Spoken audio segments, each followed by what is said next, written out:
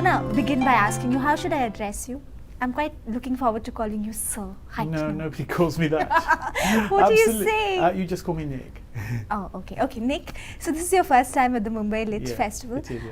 What brings you here? It's a lit festival. You're part of theatre, so of course they're both about performances and art and creativity. But what brings you here? What brings me here is the relationship that the National Theatre in Britain has with the NCPA because of our National Theatre Live cinema programme. Okay. And Mr. Suntuk arranged for my introduction to Mr. Dhaka, and I'm very, very happy to be cementing this relationship, because we now play 6 or 7 times a year here in Mumbai via our cinema screenings. Okay. So people are, I hope, becoming aware of the work that we do on our stages. Okay, but this is the first time that you're part of this festival. It's in its 4th year. Yeah. So what's the vibe been like? What are you doing? You're only here for the first 3 days, the first 2 days of the festival. Yes. So what are your plans? Well, I find the buzz very seductive, and I also had the good fortune last night to go to the Prithvi Theatre, and was able to meet Kunal Kapoor and many people who are part of the Indian theatre and movie scene, which was wonderful, absolutely wonderful. But have you seen Indian productions or seen any Indian theatre? I saw a show last night. Oh, you did? Which show?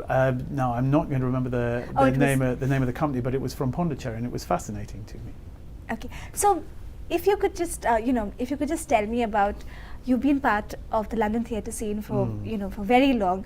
How is it evolving? How is it changing? Do you see the need to evolve? It needs to evolve all the time in London, because London is changing so much. London is an amazing city, so cosmopolitan. Yes. And Britain has become, over the 50 years of the National Theatre, Britain has become such a different place. 50 years ago, when Laurence Olivier, the great English actor, started the National Theatre, the company was, for instance, all white. Yeah. Now there are so many actors and so many writers and so many directors who have Indian or Caribbean or African parents, and who are some of the most interesting voices around. So I'll give you an example.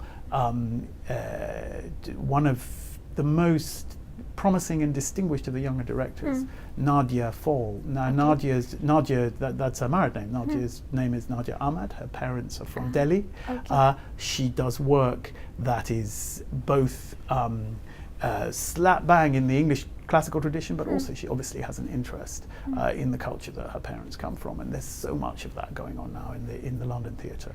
So I mean, what in India, the theatre scene is it's vibrant, but maybe not as vibrant as it is in London. What are the sort of, like, how do you keep yourself ahead of the curve? How do you keep yourself contemporary and relevant? I mean, what would be the lessons for maybe us here? Well, largely what you do is, if you're the National Theatre, is you're looking all at the small fringe theatres all around London, seeing who the young voices are that are coming through. Acting is never a problem. The actors who come through our academies, through our conservatoires, have been, for as long as I've been going to the theatre and long before, brilliantly trained and imaginative and ambitious. The writers and the directors are coming up through the fringe theatres with new things to say, new voices, and we want to be constantly in conversation with them, because they're telling us about their world, about the world as it evolves. And none of this would we be able to do, and I know this is a big difference between our theatre and the Indian theatre, if we didn't have a bedrock of government support. Yes. We have far less than they have in the rest of Europe. The rest of Europe, 90% of their income comes from the government. They barely have to engage with the public at all. We have a bedrock of government support.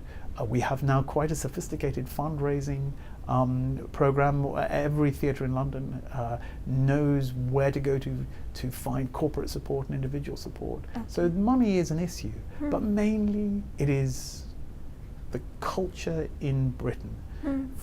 is more rooted in the theatre than it is in the cinema. This is another difference, I think. Another difference between, for instance, London and Mumbai is you look at the great, extraordinary Indian film industry, and it's dominant. Britain has nothing like that. We make a small handful of movies every year, but we have nothing like that. But we do have this very, very vibrant So, I mean, what theatre. you're saying is theatre is very much mass culture here, mass culture in London, while in India it's still very niche, and It is. our only mass culture, actually, the problem is, like you said, Bollywood sort of appropriates everything here. Yes. So. But we see a lot of interesting movies, which I wouldn't call Bollywood, but then interesting movies, Indian art movies, which I find absolutely wonderful. So it's. But the essential thing is, I mean, I know you spoke about funding, is about engaging audience interest. So that's something that you would have to keep working on as you sort of go along. Yes, it is. And it's always very surprising what turns out to engage the mass audience and what doesn't. We are able to engage the niche theatre audience with experimental work, with work which is more difficult. But every now and then, and very regularly, something quite unexpected becomes extremely popular. And can reach many people. You know, in our terms, many people. When 300,000 people see the performance of a Shakespeare play, you know that Shakespeare is still popular. But then, on the other hand, the same number might see a play by a new writer like Lucy Prebble or Richard Bean, very popular writers. They work occasionally in television and film as well, but they reach many people through their plays. Okay, and coming back to your India trip, is this your first trip here? To India, no. It's my second trip to India. I made a trip 7 or 8 years ago where I did all the Mughal sites and which I enjoyed. I was around Jaipur and Jodhpur and Udaipur and did all the things that people do. Yeah. Okay, and what's the plan this time round? The plan this time round is I'm only able to make a flying visit, but it's been crammed with interesting things here at the Lit Fest and a visit last night to Prithvi.